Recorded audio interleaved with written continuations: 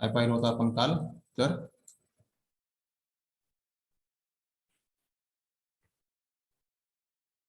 essential elements for writing the good paragraph. हे 4 points आपण पाहिले होते. त्यामध्ये फर्स्ट होता ऑर्डर, त्यानंतर होतं पहिलं युनिटी होतं, त्यानंतर ऑर्डर होतं, त्यामध्ये कोहेरन्स आणि कम्प्लीटनेस, असे 4 एसेन्शियल पॉइंट्स एसेन्शियल एलिमेंट्स काल आपण पाहिले होते की ज्याच्यामध्ये आपल्याला how to write the effective paragraph guidelines are given in that point, and then last point was discussed in yesterday's lecture, types of paragraph. And here first type is technical paragraph. Here most important point to learn here, what is technical paragraph. I think there are 4 types of paragraphs: technical, then compare and contrast, then narrative paragraph, and last is descriptive paragraph. These are the 4 types of paragraphs which are very important in the point of exam. So listen carefully.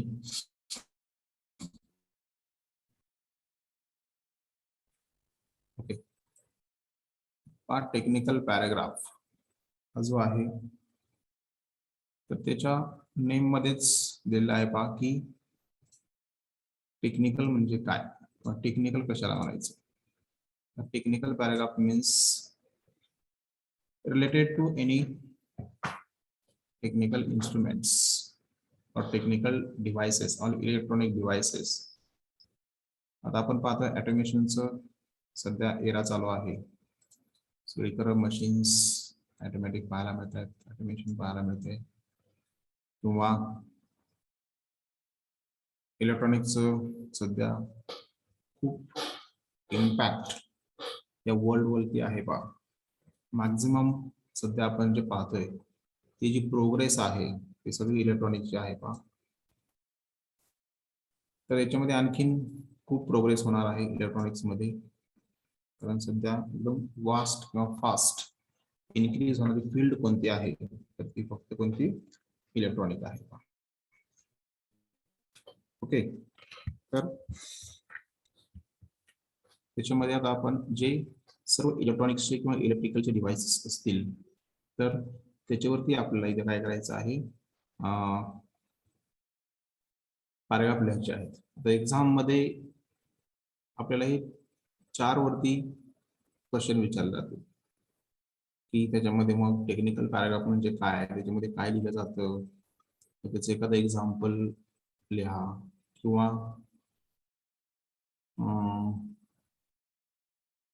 खाली example दिले जाते. समजा अ sunset असेल, N accident असेल, smartphone असेल, computer असेल, किंवा village life versus city life असेल, आणि तिथं आयडेंटिफाय करायला सांगितलं असेल की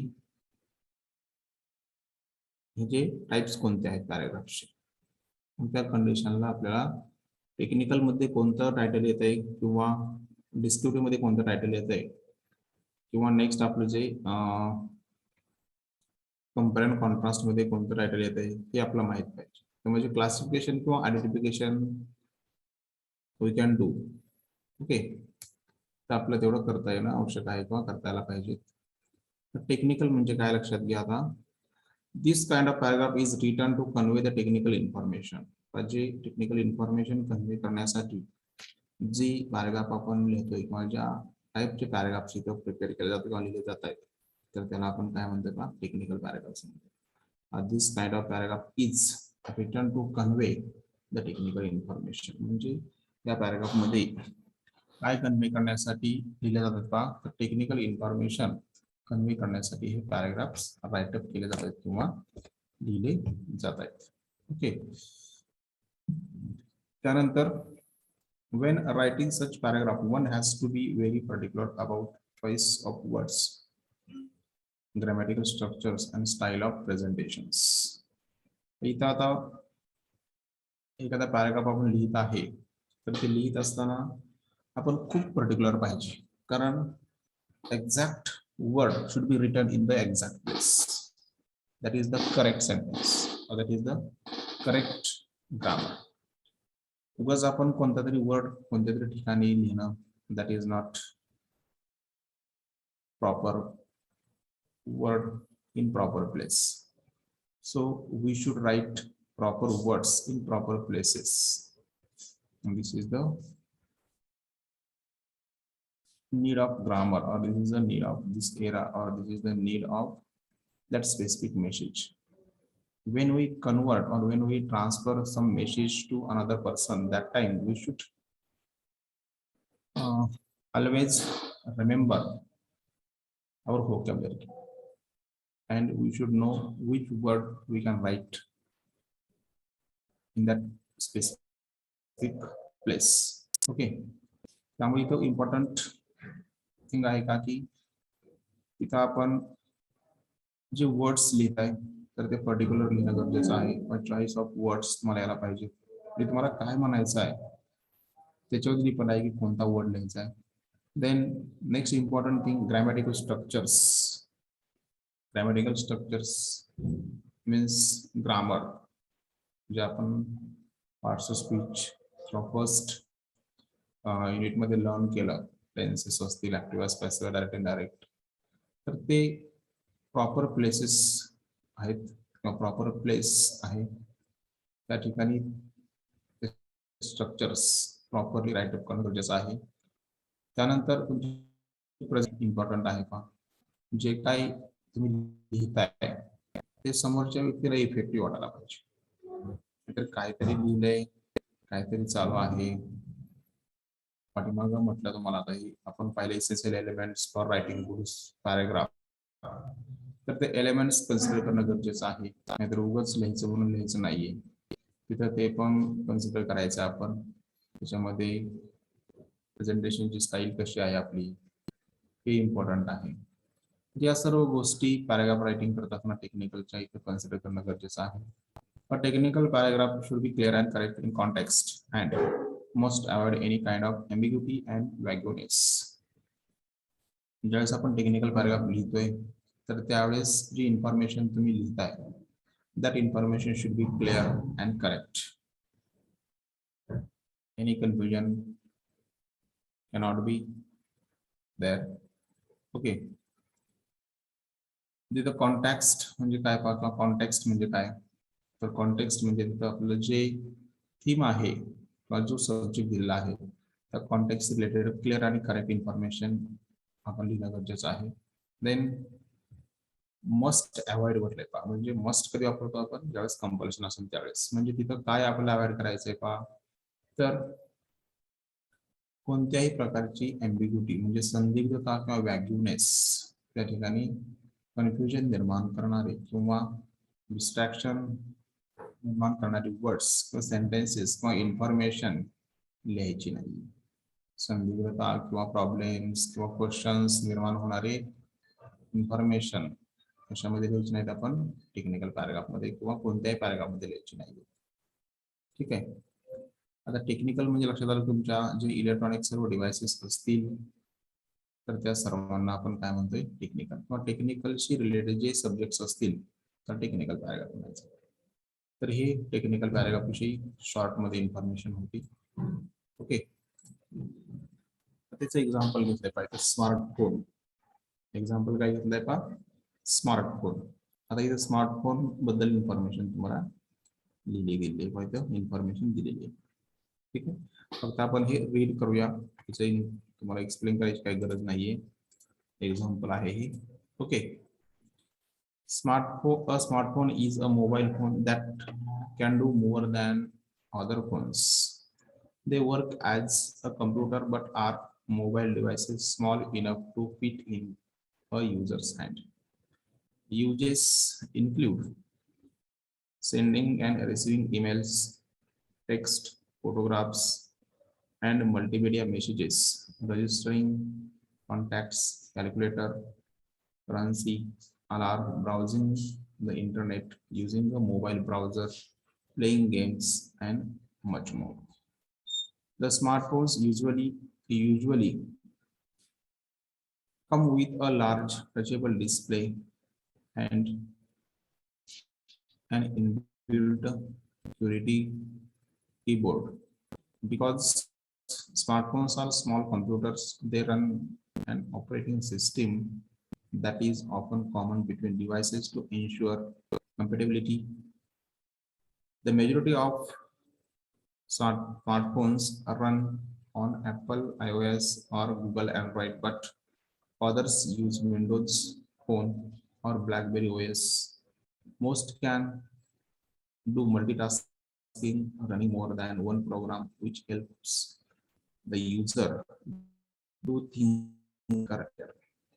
तर काही स्मार्टफोन या टेक्निकल डिव्हाइस बद्दलची इन्फॉर्मेशन आहे. आता स्मार्टफोन सगळ्याला माहिती आहे, त्याच्यामध्ये कोणते कोणते आपण फंक्शन्स यूज करत आहे किंवा आपण सध्या पाहतोय की जे सध्या मार्केटमध्ये दिवसेंदिवस काय होते पहा, नवीन फंक्शन्स असणारे किंवा नवीन फंक्शन्स इन्क्लूड केलेले मोबाईल्स येत आहेत. ओके, आणि हे इनोव्हेशन कोणत्या ब्रांच आहे व सध्या पाहतोय आपण, ती सध्या जे इनोव्हेशन पाहतोय आपण ते कोणत्या ब्रांच आहे? इलेक्ट्रॉनिक्स. हा, मोबाईल मध्ये किंवा हे जे काय आपण ऑटोमेशनचं पाहतोय तर ते सर्व इलेक्ट्रॉनिक अँड टेलिकम्युनिकेशन या ब्रँडचं हे इनोव्हेशन आहे. आणि याच्यापेक्षा आणखी फास्ट याच्यामध्ये रिसर्च चालू आहेत. फक्त याच्यामध्ये जे सॉफ्टवेअर पाहायला मिळते ते सॉफ्टवेअर फक्त कम्प्युटर आयटी ब्रँडचं आहे. बाकीचं जे सर्व आपण पाहतोय सर्किट्स असतील त्याच्यामध्ये किंवा इतर जे सर्व फॅसिलिटी आहेत तिथल्या, तर त्या सर्व इलेक्ट्रॉनिक अँड टेलिकम्युनिकेशन ब्रांच आहेत. म्हणजे हे टेक्निकल पॅराग्राफ बद्दलची इन्फॉर्मेशन झाली की आपल्याला टेक्निकल पॅराग्राफ कसा लिहायचा आहे. ओके, समजलं का हे? Yes sir. टेक्निकल पॅराग्राफ समजला? हो सर. Yes sir. नेक्स्ट दिलेला आहे पहा डिस्क्रिप्टिव्ह पॅराग्राफ. वर्णनात्मक एखादा पॅराग्राफ लिहित असताना कोणत्या गोष्टी कन्सिडर करायच्या आहेत आपल्याला ते पाहू आपण. एखादा पॅराग्राफ आपण लिहित असताना तो डिस्क्रिप्टिव्ह कसा आहे किंवा वर्णन कसं केलेलं आहे तर ते आपण इथं पाहूया. डिस्क्रिप्टिव्ह पॅराग्राफ, वर्णनात्मक परिच्छेद असं म्हणतो त्याला आपण, किंवा एसे पण म्हणा, निबंध.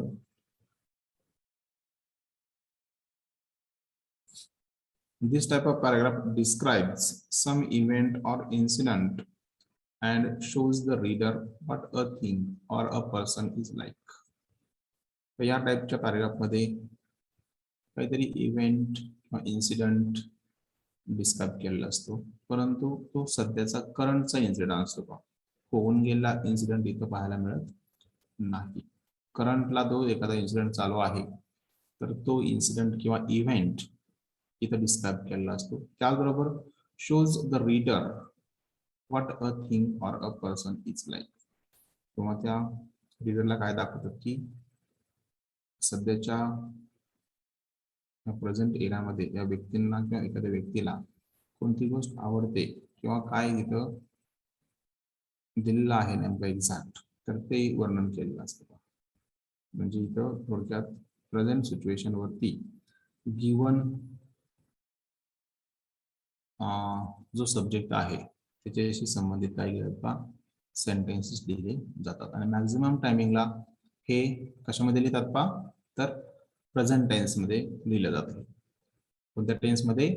प्रेझेंट टेन्स मध्ये. Okay, the words chosen in the description often appeal to the five senses of touch, smell, sight, sound and taste. मग हे जे काही वर्ड्स आपण सिलेक्शन केलं असतं त्यासाठी पहा पॅराग्राफ डिस्क्रिप्शन लिहिण्यासाठी किंवा पॅराग्राफ राईटअप करण्यासाठी तर ते नेहमी आपल्याला कशाला अपील करतंय पहा, तर आपले 5 सेन्सेस आहेत पहा. 5 सेन्सेस माहिती तुम्हाला कोणते तो 5 सेन्सेस.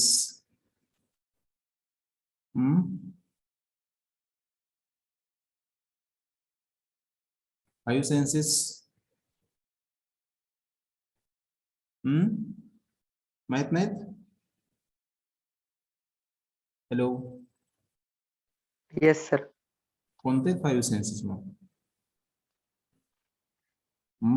टच, स्मेल, व्ह्यू आणि साऊंड आणि टेस्ट. आहे ते दिलेले आहेत. तर आपण टच म्हणजे स्पर्श करणे, स्मेल म्हणजे वास घेणे, साईट म्हणजे आपल्याला दिसणे, पाहणे आपण त्याला म्हणतो, साऊंड म्हणजे आवाज जो आहे तो, टेस्ट म्हणजे चव. तर हे 5 सेन्सेस आहेत. या 5 सेन्सेसला जास्तपणे आपल्याला जे काही वर्ड्स यूज केलेले आहेत तर ते निश्चितपणे आपल्याला अपील करतायत किंवा त्याच्यावर तिथे इफेक्ट निश्चितपणे करतायत किंवा त्याच्याशी ते संबंधित असतात किंवा ते आयडेंटिफाय करू शकतात. तर 5 सेन्सेसच्या साह्यानेच आपण प्रत्येक गोष्ट चेक करतोय. जर समजा आपल्याला दिसतच नसतं, आयसाईट नाही येत आपल्याला, तर आपण समोर जे काय लिहिले ते रीड करू शकतोय का? नाही करू शकत. मग त्यासाठी आपल्याला ते अंधांची लिपी वगैरे ब्रेल स्क्रिप्ट हे आपल्याला यायला पाहिजे. म्हणजे इथं काय आहेत का इम्पॉर्टंट आहे की आपले 5 सेन्सेस, त्या निश्चितपणे हे वर्ड्स जे सिलेक्शन केलेलं आहे तर ते अपील निश्चितपणे करतात. The purpose of a descriptive paragraph is to allow the reader to express the item, phenomena or event being described as widely as possible without physically sensing it. पाहिता आता descriptive पॅराग्राफचं intention काय आहे किंवा purpose काय आहे, तो काय आहे की जे रीडर आहेत त्यांना ते निश्चितपणे एक्सपिरियन्स किंवा अनुभव घ्यायला पाहिजे. त्यासाठी ते परमिशन देतात किंवा तिथं त्यांना ती परमिशन आहे ते एक्सपिरियन्स घेण्याची किंवा अनुभव घेण्याची. आणि हा जो फेनोमेना आहे किंवा इव्हेंट आहे म्हणजे ही जी काही गोष्ट आहे तर ते निश्चितपणे हुबेहूब काय केलं जाते पहा, physically sensing, without physically sensing ते डिस्क्राईब केलं जाते. म्हणजे इथं फिजिकल सेन्सिंगची गरज नसते का आपल्याला, समोर जे काही आपल्याला दिसतंय तर ते तिथं डिस्क्रिप्शन काय केलं जातं पहा, लिहिलं जातं. म्हणजे शक्यतो मॅक्झिमम टायमिंगचा जे रिअल आहे ते याच्यामध्ये डिस्क्राईब केलं जातं. याच्यामुळे इमॅजिनेशन पॉवरचा यूज केला जात नाही. ओके, 5 सेन्सला जे काही इथं टच होत आहे किंवा दिसतंय किंवा जे आपलं ऐकायला मिळत आहे तर त्याचं डिस्क्रिप्शन इथे केलं जातं. Okay, that cannot see it but knows what it looks like. Cannot but knows it is salty or sweet. Cannot touch it but knows its texture.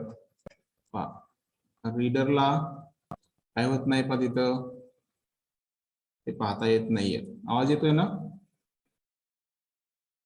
Yes, sir. Okay, पाहिजे रीडरला ती गोष्ट पाहता येत नाहीये परंतु ते रीड केल्यानंतर त्याला फील होत आहे की ते कसं दिसत असणार आहे वगैरे काय ते, किंवा ते टेस्ट घेता येत नाही त्याची परंतु ते सांगू शकतात की ते स्वीट आहे, साल्टी आहे किंवा आणखीन त्याची कशी बेटर आहे, जे काय असेल त्याची चव सांगू शकतात ते फक्त वाचण्यानं, बरं का. त्यानंतर ते टच करू शकत नाही पण त्याचं टेक्स्चर म्हणजे ते त्याचा आकार आहे तो निश्चितपणे त्यांना समजू शकतो.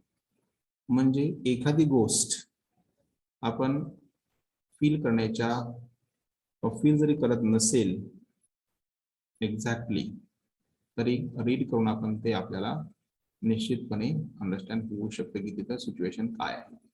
Okay, descriptive paragraphs typically include modifiers. याच्यामध्ये डिस्क्रिप्टिव्ह पॅराग्राफ मध्ये मॉडिफायर्स म्हणजे काय पहा, तर जे अधिक माहिती सांगणारे वर्ड्स असतात तर त्याचा वापर इथे केला जातो. अधिक माहिती सांगणारे वर्ड्स ग्रामरमध्ये कोणते असतात पहा, ऍडजेक्टिव्ह असतात, ऍडवर्ब असतात, प्रिपोजिशनल फ्रेजेस असतात आणि फिगरेटिव्ह लँग्वेज असतो, मेटाफर्स असेल, पर्सनिफिकेशन असेल, सिमिली असेल, to help enrich the experience of the reader. लक्षात ठेवायचे एक्झाम मध्ये आपल्याला विचारत असतो प्रश्न की मॉडिफायर्स म्हणजे काय. तर मॉडिफायर्स काय असतात का, to tell the extra information about the noun verb.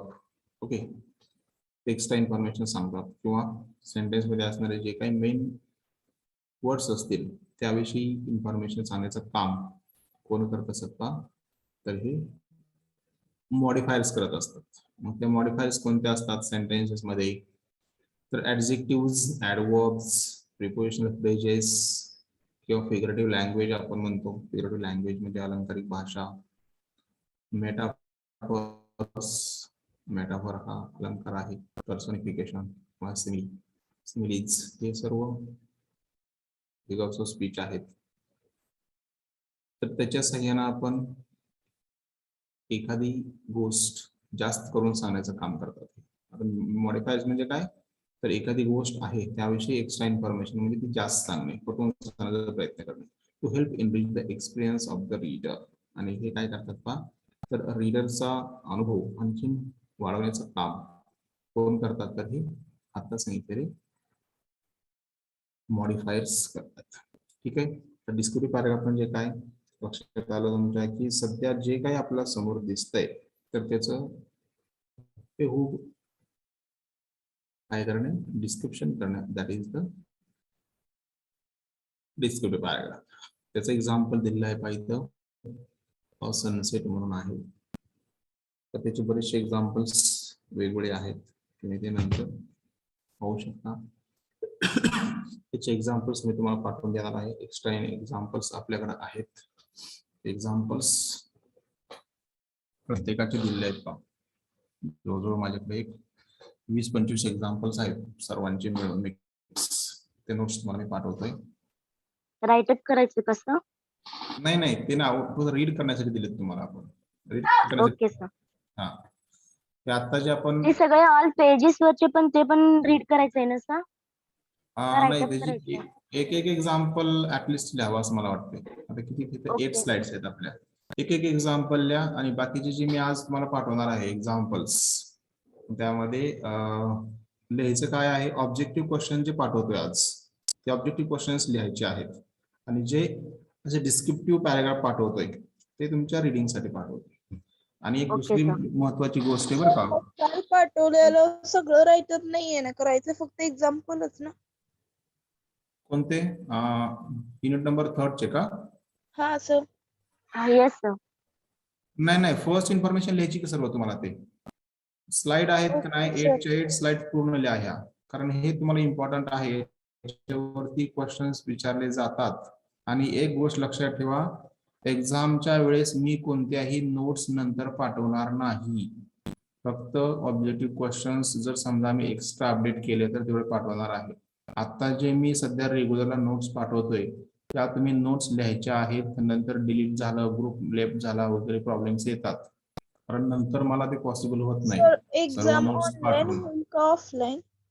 आणखीन त्यांना काही नोटिफिकेशन दिलेली नाही. आता Sir, शक्यतो कॉलेज कधी चालू होणार आहे सर? नाही, आणखीन काही नोटिफिकेशन नाहीये झालेलं. ते ओमिक्रॉन मुळे काहीतरी थोडस स्टॉप केले सर त्यांनी. एक्झाम MCQ टाइप असेल ना? हो, ऑनलाईन असेल तर MCQ टाइप असेल, ऑफलाईन असेल तर डिस्क्रिप्टिव्ह असेल. तर ओके, हे किती मार्काची असते एक्झाम? कोणती, ऑफलाईनची का हा. ऑनलाईनची? ऑनलाईनची ऑनलाईन आणि ऑफलाईन. ऑफलाईनची एक्झाम 70 मार्क्सची असते. Out of 70 we have to secure at least 28 marks. And when there is online exam, I think 30 marks. Exam might be 30 marks. 30 मार्काची exam असते. 40 क्वेश्चन्स असतात, 40 क्वेश्चन असतात. ऍटलिस्ट आपल्याला त्याच्यापैकी मला वाटतं गेल्या वेळेस 35 दिले होते, 35 पैकी 30 सॉल्व्ह करायचे होते. मग तिथं 30चं कन्व्हर्जन 70 मध्ये केलं जातं. तुमच्या मार्क्स शीट वरती मार्क्स येणार तर 70 पैकीच येतात, ऑफलाईन असेल किंवा ऑनलाईन असेल. तर तिथं डिस्क्रिप्शन 30 मार्काची असते का सर एक्झाम? ऑनलाईन असेल तर 30 मार्काची असते. 35 क्वेश्चन दिले होते गेल्या वेळेस, 35 पैकी 30 सॉल्व्ह करायचे. 30 क्वेश्चन जर सॉल्व्ह केले तर तुम्हाला आउट ऑफ मार्क्स मिळतात. आणि एक क्वेश्चन जर चुकत चालले तर मग ते तुमचे डिग्री होणार. तेवढे मार्क्स 30 पैकी तुम्हाला समजा 25 पडले तर 70 पैकी किती पडले हे कन्व्हर्जन काढलं जातं आणि मार्कशीट वर तुमचे 70 पैकी मार्क्स येतात. आणि ऑफलाईन झाले तर मग 70 पैकी चेक असं येतात तुमचे. ओके. सर थेअरी टाइप असते ना.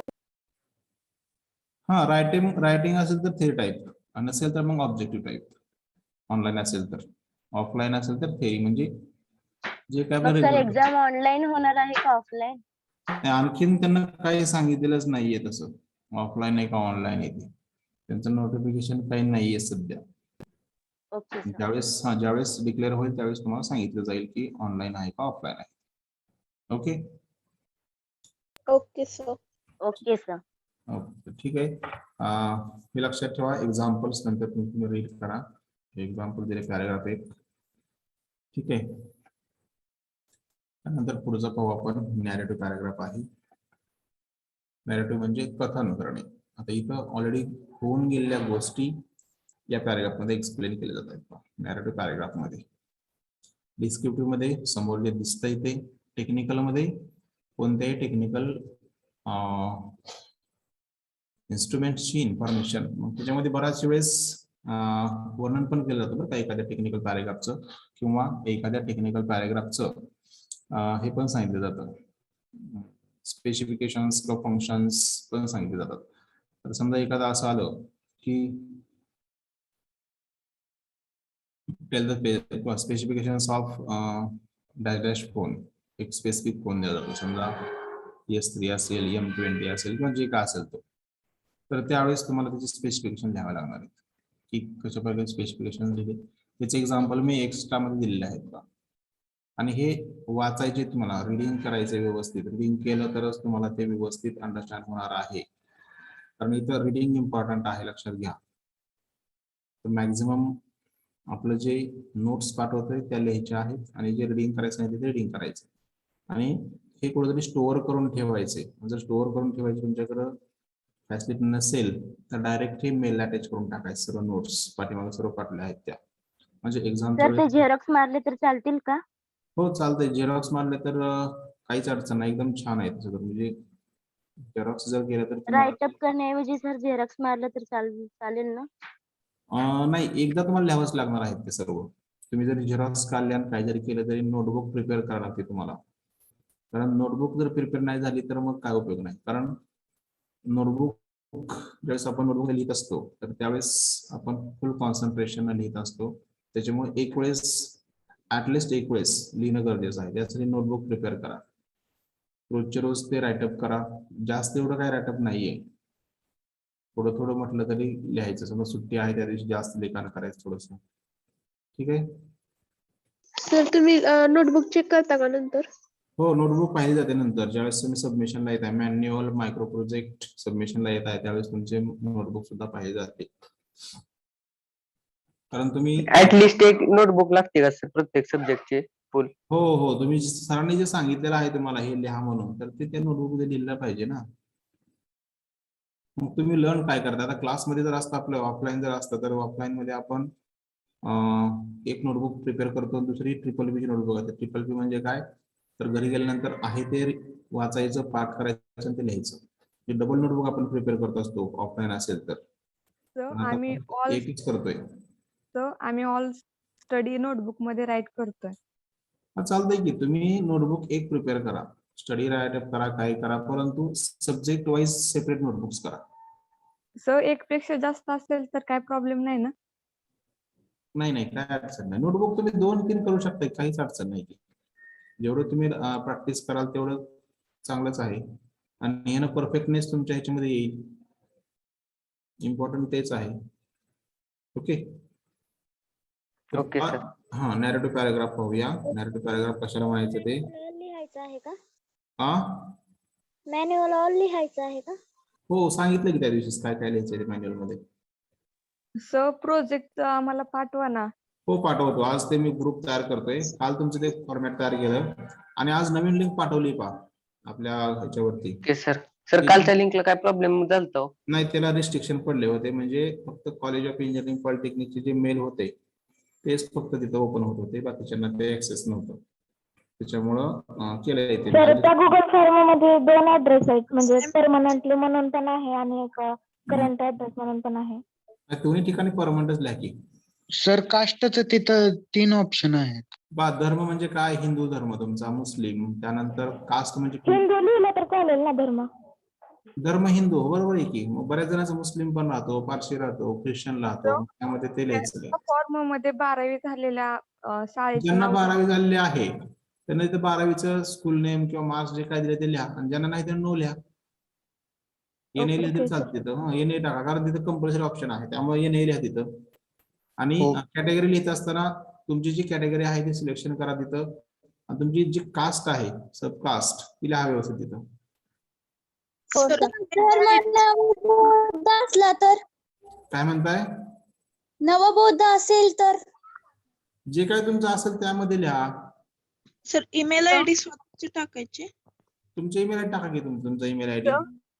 शाळेत हा. आपण दुसऱ्या गावात असेल आणि पिन कोड आपल्या गावाचा टाकायचा का त्या आणि शाळेत? तुम्हाला ऍड्रेस जो आहे तो तुमचा पत्ता पोहोचेल, तुम्ही राहायला ज्या ठिकाणी आहात त्या ठिकाणचा पिनकोड टाकायचा आहे. शाळेचा पिनकोड टाकायची गरज नाही. Okay sir. हा.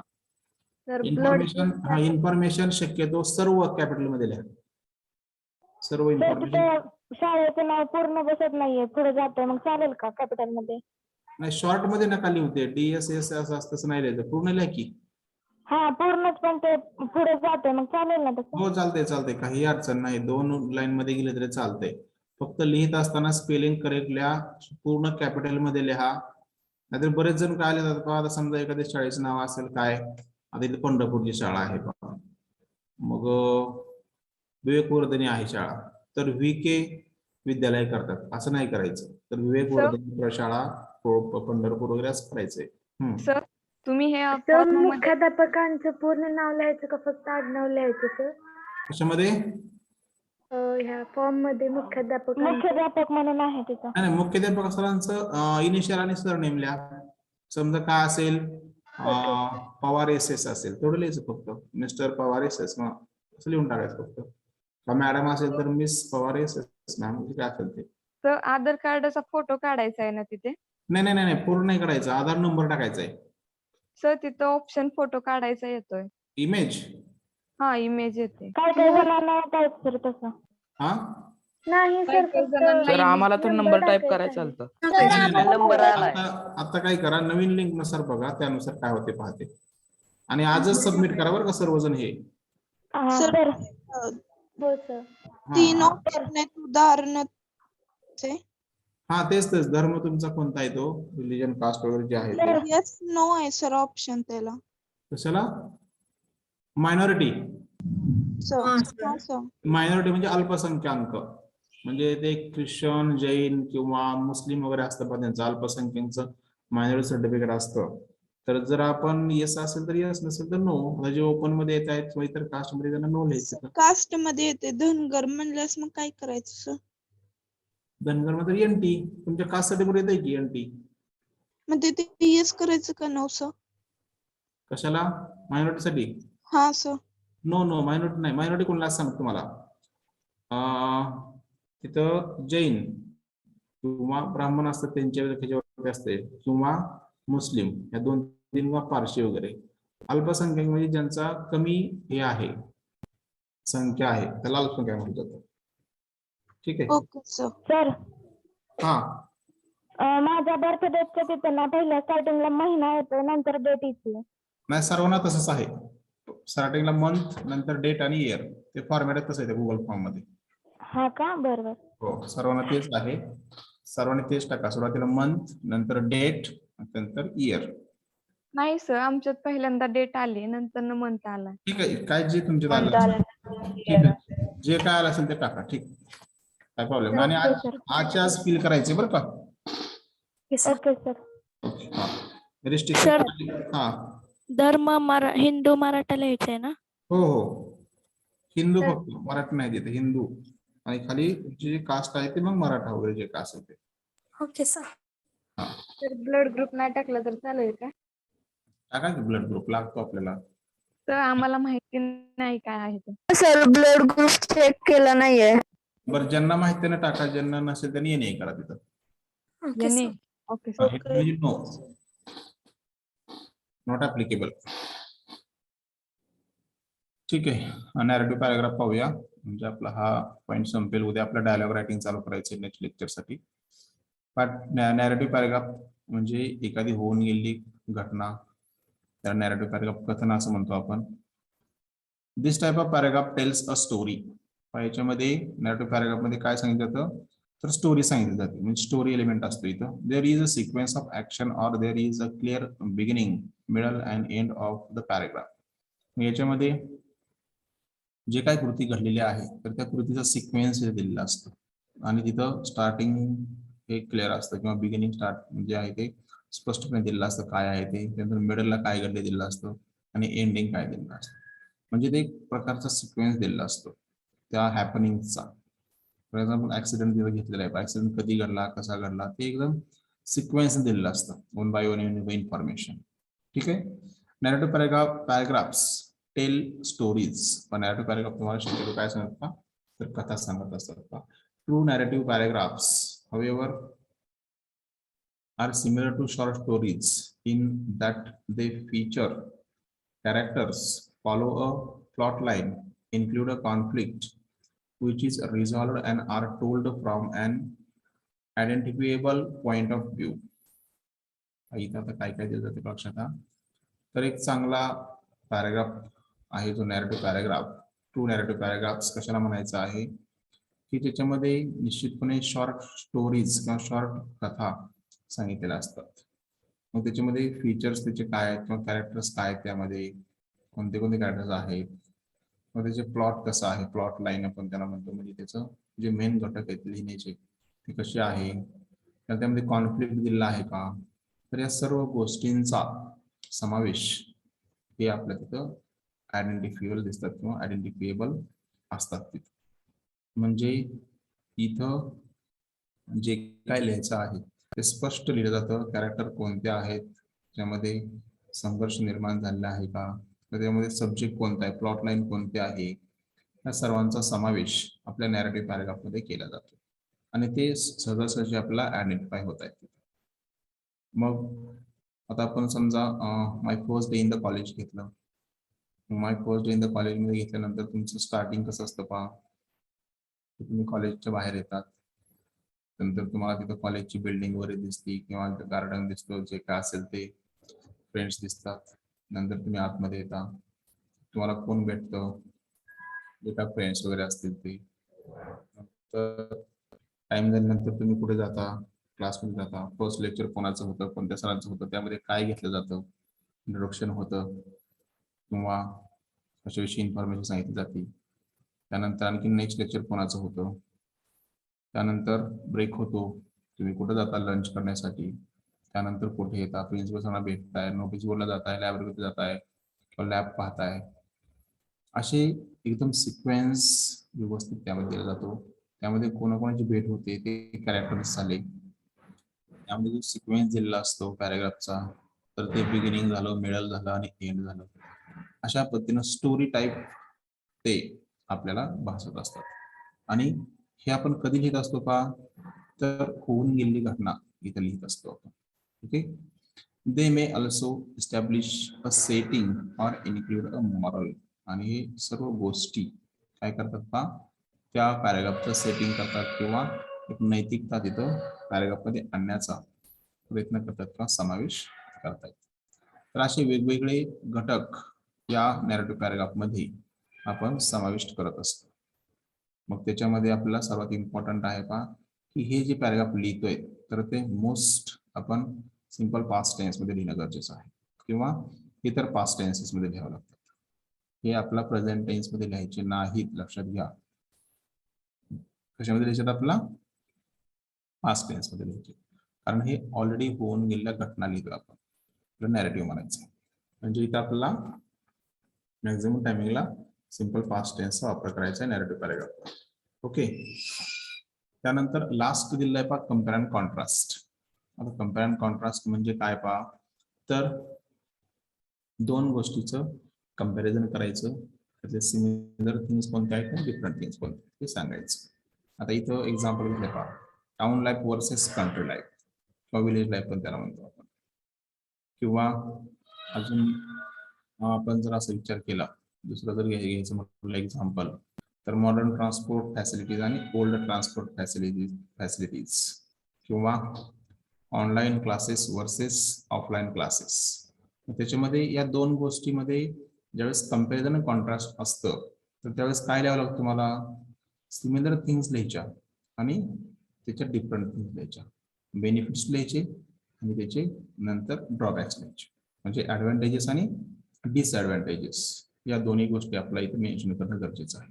त्यामुळे दिलेलं आहे पहा कम्पेअर अँड कॉन्ट्रास्ट. ठीक आहे.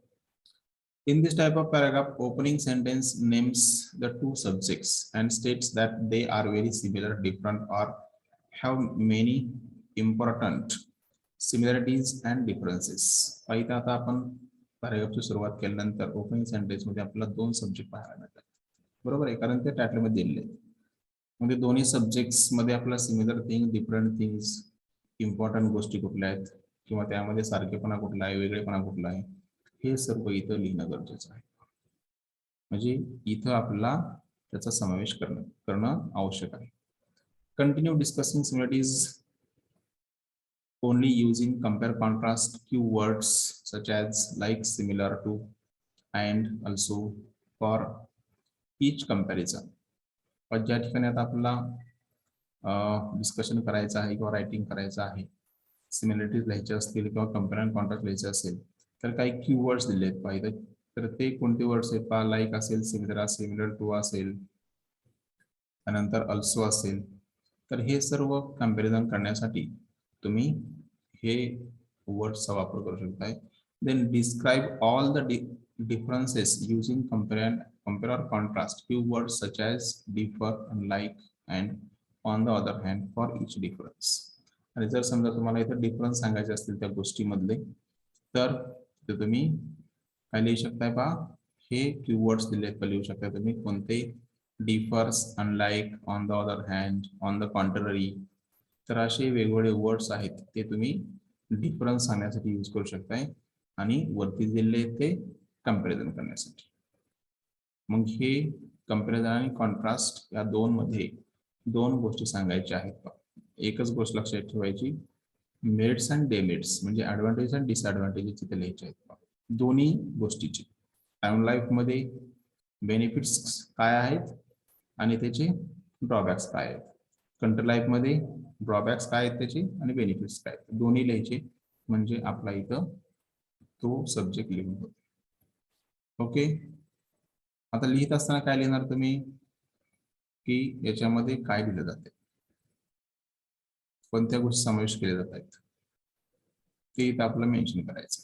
आता एक्झाम मध्ये क्वेश्चन कसे येतील पहा ऑब्जेक्टिव्ह टाईपचे, तर ते तयार केलेले आहेत. किंवा कंपेअर अँड कॉन्ट्रास्ट मध्ये काय दिलं जाते हे आपला विचार झालं तर ते यायला पाहिजे आपल्याला. किंवा एखादा कीवर्ड विचारलं, डिफरन्स देण्यासाठी कोणते कीवर्ड्स वापरणार तुम्ही, तर हे तुम्हाला कीवर्ड्स माहित पाहिजे जे काही दिलेत ते. तर असे वेगवेगळे याच्यामध्ये पॉइंट्स आहेत की ज्याचा वापर करून आपल्याला पॅराग्राफ रायटिंग करायचं आहे. आणि याच्यावरती ऑफलाईन एक्झाम झाली तर हे असे सेम क्वेश्चन येणार की जे आपण लिहिले तसे, आणि ऑनलाईन झाले तर त्याचे ऑब्जेक्टिव्ह क्वेश्चन तयार केलेले आहेत. ऑब्जेक्टिव्ह क्वेश्चन साठी वरती दिलेली जी थेअरी आहे ही थेअरी आपण प्रत्येकाची पाहिली, ही थेअरी इम्पॉर्टंट आहे ऑब्जेक्टिव्ह क्वेश्चन साठी. ही तर हे इम्पॉर्टंट नाहीये ऑब्जेक्टिव्ह साठी.